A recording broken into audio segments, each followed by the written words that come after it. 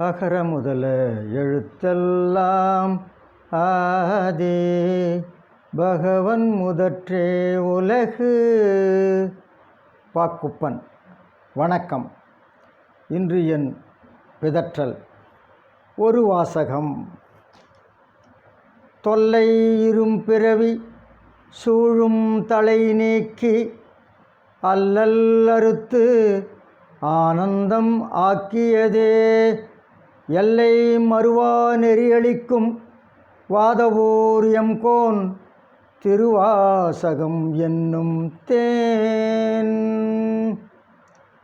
ஒப்பற்ற வாசகம் திருவாசகம். இன்று நாம் திருவாசகத்தில் ஓரிரு பாடல்கள் பார்க்க விழைகிறோம்.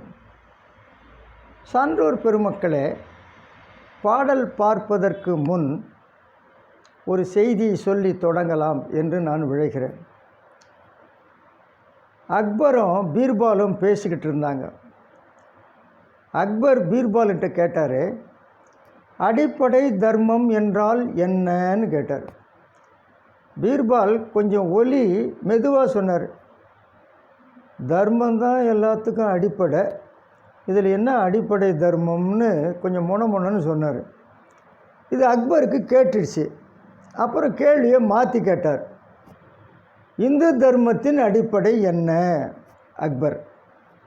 அதுக்கு பீர்பால் சொன்னார், ஒருவன் பிறருக்கு எதை செய்கிறானோ அதையே இந்த உலகம் அவனுக்கு திரும்ப செய்யும். இதுதான் இந்து தர்மத்தின் அடிப்படைன்னு சொன்னார். அப்படியா? அக்பர் ராஜா பீர்பாலை கூப்பிட்டாரு, பலால்னு அரைஞ்சார் தவடையிலேயே. இவனுக்கு மகா கோபம். பீர்பாலுக்கு திருப்பி அடிக்கணும்னு உள்ளம் நினைக்குது. ஆனால் ராஜா அவன் அடிக்க முடியாது. நேராக போனால் எதிர்க்கு ஒரு வேலைக்காரன் வந்தான். அவனை ஓங்கி அடித்தார் பீர்பால். அடிச்சுட்டு சொன்னார், இது ராஜா தொடங்குகிற விளையாட்டு. அடி வாங்கின பிறகு நீ யார் முதல்ல பார்க்குறியோ அவனை அடி, அவனையும் அதுபோல் அடிக்க சொல்லு அப்படின்னு சொன்னார். இந்த விளையாட்டு நாடு முழுவதும் பரவுச்சு. அன்றைக்கெல்லாம் பலால் பலால் பலால், நாடு முழுவதும் ஒரே தீபாவளி பட்டாசு மாதிரி சத்தம். ராத்திரி 10 மணிக்கு அக்பர் வீட்டு அரண்மனைக்கு உள்ள வந்தார். பலால்னு ஒரு அறை விழுந்தது அக்பருக்கு. யாரா நம்மளை அடிக்கிறான் அப்படின்னு திரும்பி பார்த்தா ராணி சிரிச்சுக்கிட்டே வந்தா. நான் தான், நீங்கள் தொடங்கின விளையாட்டாமல் இப்போ தான் தோழி என்னை அடித்தா, நான் உங்களை அடித்தேன்னா. ஆக திணை விதைத்தவன் திணை அறுப்பான், வினை விதைத்தவன் வினை அறுப்பான். இதுதான் இந்து தர்மத்தினுடைய அடிப்படை. என்ன நோக்கம்? நீ நல்லது செய்தால் நல்லது வரும், கெட்டது செய்தால் கெட்டது வரும். அதனால் நீ நல்லது செய்ய வேண்டும் என்பதைத்தான் நம் இந்து தர்மம் வலியுறுத்துகிறது. சான்றோர் பெருமக்களே, நம் பெருமான் இருக்கிறார் சிவபெருமான், அவருடைய திருவடி எப்படிப்பட்டது என்று மிக அழகாக மணிவாசகர் பாடுகிறார். அந்த திருவடியினுடைய சிறப்பு என்ன? யாரெல்லாம் பார்க்க முடியாது. ஏன் பார்க்க முடியாது? காரணம் சொல்கிறாரு, ஒரு பட்டியல் போடுறார். யார் யாரெல்லாம் பார்க்க முடியாது, ஏன் பார்க்க முடியாது?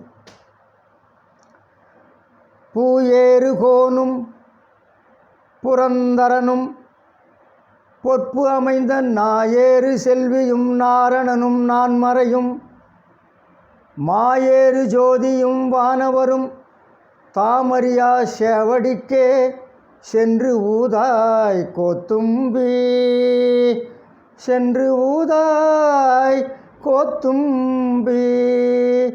மணிவாசகர். யார் பார்க்க முடியாதான்? தாமரை மலரிலே இருக்கிற பிரம்மா பார்க்க முடியாதான். ஏன்பா? பிரம்மா ஒரு சமயம் சிவபெருமான் முடியை நான் பார்த்தேன் என்று பார்க்காமலேயே பார்த்தேன் என்று பொய் சொன்னார். அதனால் பார்க்க முடியாது. அப்போ பொய் சொன்னால் திருவடியை பார்க்க முடியாது. புரந்தரனும் பார்க்க முடியாது. இந்திரன். ஏன் இந்திரன் பார்க்க முடியாது? இந்திரன் ஒரு முறை அகலிகையிடம் தவறாக நடந்து கொண்டான். கௌதம முனிவரின் மனைவியிடம் அகலிகையிடம் அவன் தவறாக நடந்து கொண்டான். அதனால் அவன் பார்க்க முடியாது. அரவு அகல் அல்குலார்பால் ஆசை நீத்தவர்க்கே திருவடி அமையும். அவங்க தான் திருவடியை பார்க்க முடியும். பெண்ணின்பத்தை துறந்தவர்கள் தான் பார்க்க முடியும். அதுவும் மாற்றான் மனைவிடத்தில் போய் இன்பம் நுகர்ந்தான். தகுதி இல்லை, தகுதி இல்லை. திருவடியை அவன் பார்க்க முடியாது. புரந்தரன் இந்திரன் அழகாக பிரம்மாவுடைய நாக்கிலே அமர்ந்து கொண்டிருக்கிற நாமகள் கலைமகள் சரஸ்வதி, அந்த அம்மாவாவது பார்க்கலாமா? பார்க்க முடியாதான். ஏன்? சிவபெருமானுடைய வலிமை இருக்கிறது. அது 100 கோடி 100,000 கூறா, கோடி 100,000 பங்கு. சரஸ்வதிக்கு ஒரே ஒரு பங்கா. ஆக ஒன்று எங்கே, கோடி 100,000 எங்கே. அதனால் நாமகள் கலைமகள் சரஸ்வதி இவளாலும் பெருமானை பார்க்க முடியாது. நாராயண திருமாலாலையும் பார்க்க முடியாதான். ஏன் திருமாலால் பார்க்க முடியாது? திருமாலுக்கு ஒரு துறையை ஒதுக்கினார் பெருமான். ஆக்கல், அழித்தல், அழித்தல், இந்த 3 துறைகளில் அழித்தல் நீ பார்ப்பா என்று ஒரு துறையை ஒதுக்கினார். அவர் அந்த துறையை மட்டும்தானே பார்க்கணும். திருமால் என்ன பண்ணாராம்? தான் முதல்வர் போல், தான் சிவபெருமான் போல் அவர் தருக்கி வாழ்ந்தாராம். அப்போது செருக்கு இருந்தால், தருக்கி வாழ்ந்தால், தலைகணம் இருந்தால், ஆணவம் இருந்தால், அவன் யாராக இருந்தாலும் பெருமானுடைய திருவடியை பார்க்க முடியாது. 4 வேதங்கள் கொஞ்சம் பார்க்கலாமா, முழுசாவும் பார்க்க முடியாது. ஆட்டுக்கடாவை வாகனமாக வைத்து கொண்டிருக்கிற அக்னி அவரும் பார்க்க முடியாதான். சிவபெருமான் இல்லாத சமயத்தில் ஆட்டுக்கடாவை வாகனமாக கொண்டிருக்கிற அக்னி சிவனாக பாவிக்கப்படுகிறார். சிவன் இல்லாத சமயத்தில் சிவனுக்கு போக வேண்டிய அவிர்வாகம் அக்னிக்கு கொடுக்கப்படுகிறது. அப்படி இருந்தாலும் இவரும் பார்க்க முடியாது. வானவர்கள் சொல்லவே தேவையில்லை, தேவர்களாலும் பார்க்க முடியாது. ஆக பெருமானுடைய திருவடி இருக்கிறதே அவ்வளவு எளிதாக யாராலும் பார்க்க முடியாது. அப்போ யாருமே பார்க்க முடியாதா? பார்க்கலாம். யார் பார்க்கலாம்? அன்பர்கள் பார்க்கலாம், அடியவர்கள் பார்க்கலாம், தொண்டர்கள் பார்க்கலாம், உண்மையான பக்தி உள்ளவர்கள் பார்க்கலாம். எளிதாக பார்க்கலாம், எளிதாக பார்க்கலாம். இப்போ முதலமைச்சர் இருக்கார், அவ்வளோ எளிதாக யாராலும் பார்க்க முடியாது. ஆனால் அவர்கிட்ட வேலை செய்கிற ஓட்டுநர், மகிழுந்து ஓட்டுநர் எளிதாக பார்க்கலாம். அதுபோல் யாராலும் பார்க்க முடியாத பெருமானை, யாராலும் பார்க்க முடியாத அறிய முடியாத பெருமானின் திருவடிகளை யார் எளிதாக பார்க்கலாம்? தொண்டர்கள், அன்பர்கள், அடியவர்கள் எளிதாக பார்க்கலாம். ஆக யார் யார் பெருமானின் திருவடியை பார்க்க முடியாது என்று ஒரு பட்டியல் கொடுத்து பெருமானின் சிவபெருமானின் திருவடியின் சிறப்பை மிக அழகாக இந்த பாடலில் மணிவாசகர் எடுத்து சொல்லுகிறார். சான்றோர் பெருமக்களே, இன்னும் ஒரு பாடல் சொல்ல நான் விழைக்கிறேன். எப்படி வணங்கணும், இறைவனை எப்படி வணங்க வேண்டும், அதுக்கு ஒரு பாடல் போட்டிருக்கார் திருவாசகத்தில். எப்படி வணங்க வேண்டும், வாரியார் மாதிரி வணங்கணுமா. கிருபானந்த வாரியார் இருக்கார், அவரை போல் வணங்கணுமா. வாரியார் ஏறத்தாழ 45 ஆண்டுகளுக்கு மேலே சமய சொற்பொழிவு நடத்தினவர். சான்றோர் பெருமக்களே, ஒரு நாள் கூட உடல்நிலை சரியில்லை, நான் சொற்பொழிவுக்கு வர முடியாதுன்னு அவர் சொன்னதே கிடையாது. ஒரு நாளில் 2 ஊரில் 3 ஊரில் பேசுவார். 45 ஆண்டுகள் இடைவிடாமல் எனக்கு உடல்நிலை சரியில்லை, இன்று வர முடியாது அவர் சொன்னதே கிடையாது. 45 ஆண்டுகள் அவர் பூசை செய்யாத நாள் கிடையாது, குளிக்காத நாள் கிடையாது. என்ன காரணம்? வெறும் பக்தி தான் காரணம். பெருமான் மீது மிகுந்த அன்பு கொண்டிருந்தார், பெருமான் மீது பக்தி செலுத்தினார். அது ஒரு காரணம், அவருடைய உணவு முறை ஒரு காரணம். ஆக வாரியார் போல நாம் இறைவனை வணங்க வேண்டும், வணங்க வேண்டும். எப்படி வணங்கணும் என்பதற்கு ஒரு பாடல் திருவாசகத்தில் மணிவாசகர் மிக அழகாக சொல்லுகிறார். எப்படி வணங்கணுமா? மெய்தான் அரும்பி விதிர்த்து உன் விரையார் கழற்கு என் தலைதான் கை வைத்து கண்ணீர் ததும்பி வெதும்பி உள்ளம் பொய்தான் தவிர்ந்து உன்னை போற்றி ஜெய ஜெய போற்றி என்னும் கைதான் நெகிழவிடேன் உடையாய் என்னை கண்டுகொள்ளே உடையாய் என்னை கண்டுகொள்ளே. மெய்தான் அரும்பி உடம்பு சிலிர்க்கணுமா, பெருமானை வணங்கும்போது உடம்பு சிலிர்க்கணுமா, உடம்பு நடுங்கணுமா, அன்பின் காரணமாக உடம்பு நடுங்க வேண்டும். 2 கைகளையும் தலைமேலே தூக்கி வச்சு வணங்கணுமா.